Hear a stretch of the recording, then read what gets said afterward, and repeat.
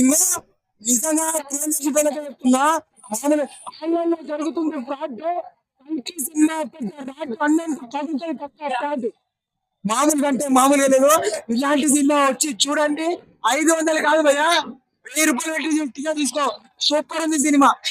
Media ముఖంగా చెప్తున్నా, YouTube fake తీసిచ్చే వాళ్ళకి చెప్తున్నా, అది బాగాలేదు ఇది బాగాలేదు అని చెప్తే పవన్ పక్క block buster cinema. Telugu, Hindi, Tamil, Kannada ఇలాంటి ఏ ఇండస్ట్రీ తీయని సినిమాని మన నాగ్ అశ్విన్ గారు తీయడం జరిగింది. నిజంగా మనకి ఇష్టమైంది మిరపకాయ బజ్జి ఏమన్నా ఉందా సినిమాలో? నిజంగా ఉంది కదా, ఆ గాల్లో ఎగురుతుంటే వేరే లెవెల్ అనిపిస్తుంది. బట్ ఈ సినిమా చూసిన తర్వాత దుల్కర్ సల్మాన్ గారికి మోసం జరిగింది. నిన్న ప్రభాస్ అన్న దుల్కర్ సల్మాన్ గారిని మోసం చేసిరని చెప్పి ఇదైతే ఫస్ట్ అనిపిస్తుంది నాకైతే. ఇది ఒక్కటే నాకు బాధాకరం. సినిమా మొత్తం సూపర్ బ్లాక్ బస్టర్ ఉందన్న, సూపర్ ఉందన్న cinema. Thank you. First half లో ఏంటంటే అన్యాయం జరిగిందని చెప్పేసి అనుకుంటున్నా. అండ్ ఇంటర్వెల్ సీన్ లో ఏంటంటే ప్రభాస్ గారు తీసినటువంటి ఒక సీన్ కొంచెం స్లో ఉన్నా కానీ ఏంటంటే ఒక మంచి ఎలివేషన్, మంచి గూస్ బంప్స్ ఉంది అని చెప్పుకోవచ్చు. లాస్ట్ క్లైమాక్స్ సీన్ ట్విస్ట్ మాత్రం ఏంటంటే అమితాబ్ బచ్చన్ గారికి, ప్రభాస్ గారికి ఇద్దరికి మధ్యలో జరిగేటటువంటి ఫైట్ సీన్స్ కూడా చాలా బాగా ఆకట్టుకుంది అని చెప్పుకోవచ్చు. ఏం జరుగుతుంది అని చెప్పేసి ప్రతి సీన్ కి చాలా సస్పెన్స్, థ్రిల్లింగ్ ఫీల్ అయిపోయినాము. అండ్ ఏంటంటే ఫస్ట్ హాఫ్ లో ఇప్పుడు బ్రహ్మానందం గారి ఎంట్రీ వచ్చినటువంటి ఎంటర్టైన్మెంట్ చేసినామని చెప్పుకోవచ్చు. అండ్ ఫస్ట్ హాఫ్ లో ప్రభాస్ గారి ఎంట్రీ చాలా గూస్ బంప్స్ అనిపించింది భయ్యా.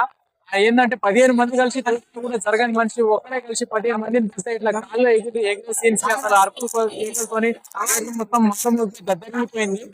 ఓవరాల్ గా మూవీ చూసుకుని కొత్తగా కార్ ఉంది కదా, డిఫరెంట్ మోడల్, డిఫరెంట్ కార్. ఇటువంటి కార్ ఏంటంటే హాలీవుడ్ లో కానీ బాలీవుడ్ లో కానీ ఎక్కడ కూడా కనిపిస్తుంది ఇలాంటి కారు.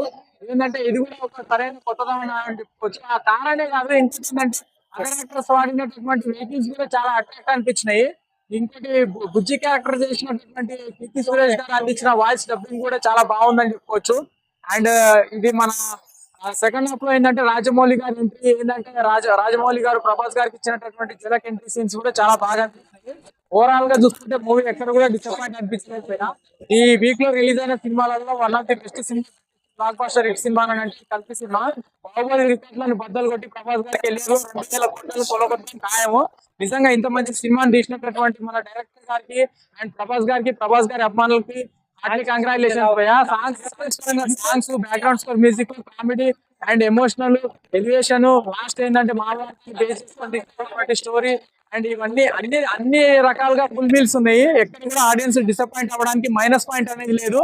ఎవరు కూడా ఏంటంటే సినిమా బాగాలేదని చెప్పి ట్రోల్ చేసేవాడు అయితే నా దృష్టిలో మనిషే కాదు అసలు. నిజంగా మూవీ అయితే బాగుంది భయ, ఎక్కడ కూడా డిసప్పాయింట్ లేదు. Full enjoy, entertainment.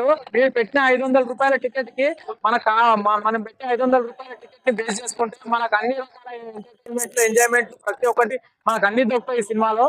కాబట్టి ప్రతి ఒక్కరు కూడా థియేటర్ లో మిస్ కాకండి, వచ్చి ఎంజాయ్ చేయండి. థ్యాంక్ యూ భయ్య.